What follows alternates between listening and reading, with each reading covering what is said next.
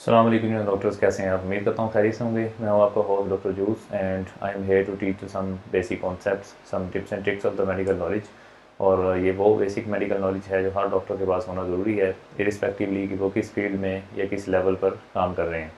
ये basic knowledge ना सिर्फ आपको एक अच्छा डॉक्टर बनने में हेल्प करेगा, बल्कि आपको जल्द से जल्द लर्निंग से अर्निंग तक का सफ़र तय करने में भी हेल्प करेगा इंशाल्लाह। प्रीवियस कुछ वीडियो से हम डायबिटीज़ के बारे में डिस्कशन कर रहे हैं और अब तक हम डिस्कस कर चुके हैं कि बेसिक टाइप्स ऑफ डायबिटीज़ क्या हैं, उनको कैसे डायग्नोज करना है और कैसे ट्रीट करना है, कौन सी ओरल हाइपोग्लाइसीमिक एजेंट्स हैं, कौन सी ड्रग्स हैं जो हाइपोग्लाइसीमिया कर सकती हैं और कौन सी हैं जो सेफ़ हैं। और इसी तरह हमने देखा कि इंसुलिन जो है वो कितनी टाइप्स की मार्केट में अवेलेबल है, कौन सी इंसुलिन जो है उसके क्या करैक्टर्स हैं। उसके बाद हमने डिस्कस किया कि what are the complications of diabetes, जिसमें हमने macrovascular and microvascular complications of diabetes को देखा। आज की इस वीडियो में हम इंशाल्लाह डायबिटिक कीटोएसिडोसिस को डिस्कस करेंगे। ये भी डायबिटीज़ की एक कॉम्प्लिकेशन है और ये डायबिटीज़ टाइप 1 से रिलेटेड है और it's a medical emergency, right. आपने डायबिटिक कीटोएसिडोसिस को कई दफ़ा पढ़ा होगा, कई दफ़ा सुना होगा, लेकिन इसको याद रखना थोड़ा सा मुश्किल है। इसकी वजह यह है कि हम इसकी पैथोफिजियोलॉजी पे ज़्यादा फोकस नहीं करते।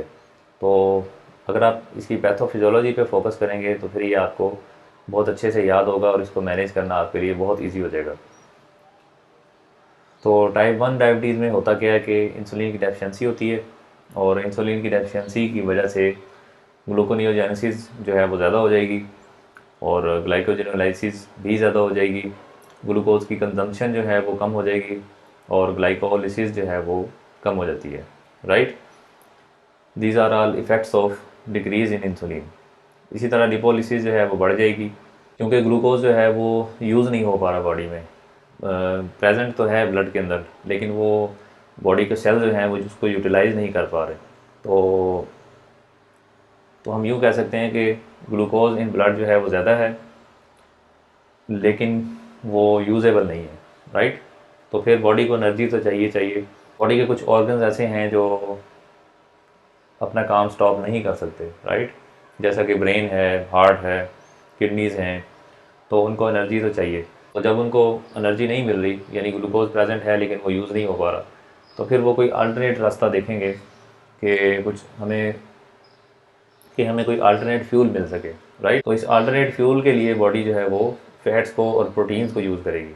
जब लिपोलिसिस होगी तो फ्री फैटी एसिड्स बनेंगे और फैटी एसिड्स से जो है वो कीटोन्स बनेंगे इन द लिवर, और कीटोन्स को बॉडी जो है वो यूज़ करेगी एज अ फ्यूल। और कीटोन्स जो हैं वो हमारे पास 3 टाइप्स के बनते हैं: acetic acid, beta hydroxy butyric acid and acetone.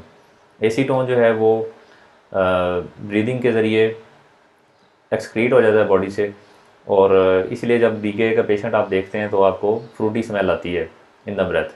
तो उसकी रीज़न ये है कि वो एसीटोन की वजह से आ रही होती है। जो बाकी 2 कीटोन्स हैं वो बॉडी से लाइक दिस जो है वो एक्सक्रीट नहीं हो सकते और वो बॉडी में रिटेन करेंगे और उसकी वजह से मेटाबॉलिक एसिडोसिस होगी या कीटो एसिडोसिस होगी, राइट।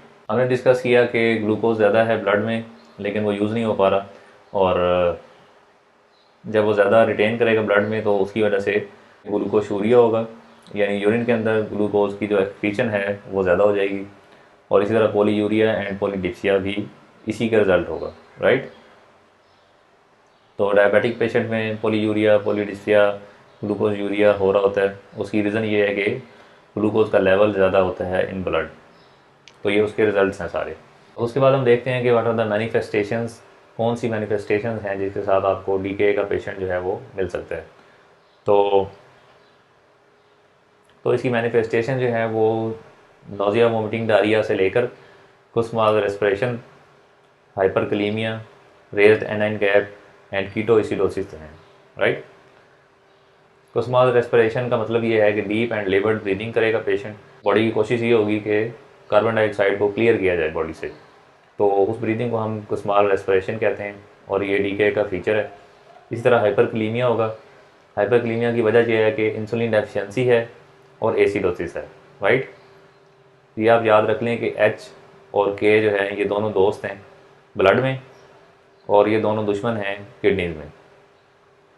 ब्लड में ऐसा होगा कि एक ज़्यादा होगा तो दूसरा भी ज़्यादा होगा, और किडनीज में जो है वो एक ज़्यादा होगा तो दूसरा कम होगा, राइट। तो ये आप याद रखने के लिए ये ज़हन में रख लें कि ब्लड में अगर एच ज़्यादा होगा यानी एसिडोसिस होगी तो पोटाशियम भी ज़्यादा होगा यानी हाइपरकलीमिया होगा। और इंसुलिन का काम है कि वो पोटाशियम को within the cells move करती है, तो जब इंसुलिन डेफिशिएंसी होगी तो that will lead to hyperkalaemia. इसी तरह रेज्ड एनाइन गैप होगा क्योंकि कीटो एसिड्स जो हैं वो बॉडी में ज़्यादा हो गए। एनाइन गैप एज यू दो कि डिफरेंस होता है कैटाइंस और एनाइंस का, राइट। और एनाइंस में जो है वो बाइकार्ब ज़्यादा पोर्शन बनाता है, तो जब कीटो एसिड बॉडी में रिटेन होना शुरू होंगे तो वो बैलेंस जो है वो डिस्टर्ब हो जाएगा और एनाइन गैप जो है वो ज़्यादा हो जाएगा। ये मैं अपनी प्रीवियस वीडियोस में डिस्कस कर चुका हूँ, यहाँ पे मैंने एबीजीज और फ्रूट्स को डिस्कस किया है। तो अगर आप एनाइन गैप नहीं जानते तो आप वो वाली वीडियोस देख सकते हैं, राइट। इसी तरह कीटो एसिडोसिस होगी बॉडी में, that will lead to nausea, vomiting, altered level of sensorium and cerebral oedema, right. ये सारी कीटो एसिडोसिस के रिजल्ट्स हैं। उसके बाद हम देखते हैं कि how can you diagnose a patient with DK. तो it's a clinical diagnosis, clinically आपको ये सारे साइंस मिल सकते हैं। लैब्स आपको हेल्प कर सकती हैं। बीएसआर जो है वो should be more than 250 milligram per decilitre to label a patient with DK, right. उसके बाद एबीजीज आपको हेल्प करेंगी, आपको बताएंगे कि एसिडोसिस बॉडी में है या नहीं है। उसके बाद सीरम इलेक्ट्रोलाइट्स आपको हेल्प करेंगे। हाइपरकलीमिया आपको बताएगा कि ये पेशेंट जो है डीके का है। यूरिन कंप्लीट एग्जामिनेशन में स्पेशली जो कीटोन्स हैं वो आपको यूरिन में मिलेंगे, और दैट विल हेल्प कि ये पेशेंट जो है वो डीके का है। और इसी तरह ईसीजी में आप हाइपरकलीमिया वाली चेंजेस देख सकते हैं। पेशेंट के आरएफटीज देखने हैं क्योंकि आरएफटीज भी डिरेंज हो सकते हैं। ब्लड कल्चर्स भेजने हैं क्योंकि इसके ट्रिगर्स जो हैं वो मैं आपको बताता हूँ अभी, उसमें हमें ये काम आएगा। सीबीसी भेजना है पेशेंट का, चेस्ट एक्सरे, पीए ज़रूर भेजना है। यानी बेसिकली इसमें हमने दो तरह की लैब्स करवानी है। एक वो लैब्स जो हमें डायग्नोसिस में हेल्प करें और दूसरी वो लैब्स जो हमें इसकी कॉज ढूंढने में हेल्प करेंगी, राइट। क्योंकि इसको जो ट्रिगर करने वाली चीज़ें हैं वो 3 आईज़ हैं।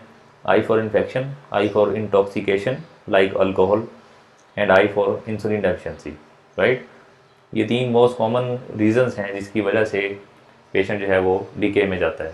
अब हम इसका ट्रीटमेंट डिस्कस कर लेते हैं। तो इसके ट्रीटमेंट में 2-3 बातें ध्यान में रखने की हैं।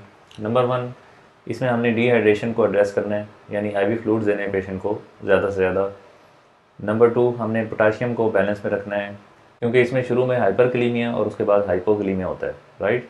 और नंबर 3 पे हमने इंसुलिन प्रोवाइड करनी है पेशेंट को क्योंकि इंसुलिन की डेफिशिएंसी से ही ये सारा सिनेरियो बना था और ये सारी कॉम्प्लिकेशन जो हैं वो इंसुलिन की डेफिशिएंसी से ही शुरू हुई थी, तो हमने उसको भी क्रैक करना है। इसी तरह अगर पेशेंट ज़्यादा एसिडोसिस में है तो उसको भी हमने रिवर्स करना है, और साथ ही अगर उसका ट्रिगर इन्फेक्शन है तो हमने पेशेंट को गुड एंटीबायोटिक ज़रूर देनी है। और अगर पेशेंट की जो ब्रीदिंग है वो ज़्यादा लेबर्ड हो रही है और पेशेंट हाइपोक्सिक हो रहा है तो आपने उसको प्रॉपर करके ऑक्सीजन ज़रूर अटैच करनी है। आईवी फ्लूइड्स के लिए रिकमेंडेड ये है कि आप वाइड बोर नीडल जो है वो पेशेंट को लगाएं, या अगर सेंट्रल लाइन मेंटेन कर सकें तो वो ज़्यादा बेहतर है। उसके बाद आपने पेशेंट को फ्लूइड शुरू करना है। फ्लूइड जो है वो आपने यूरिन आउटपुट के हिसाब से फ्लूइड जो है वो पेशेंट को देते रहना है, और सेंट्रल वीनस प्रेशर भी आपको गाइड करेगा कि पेशेंट का इस वक्त हाइड्रेशन स्टेटस कैसा है। फ्लूइड जो हैं वो 2 तरह के हो सकते हैं, नॉर्मल सलाइन एंड डेक्स्ट्रोल वाटर, और ये डिपेंड करता है कि पेशेंट की बीएसआर कितनी है, राइट। अगर पेशेंट की बीएसआर 250 से ज़्यादा है तो आप नॉर्मल सलाइन दें, और अगर उसकी बीएसआर 250 या 200 से नीचे आ जाती है तो फिर आप उसको डेक्स्ट्रोज वाटर पे शिफ्ट कर सकते हैं, राइट।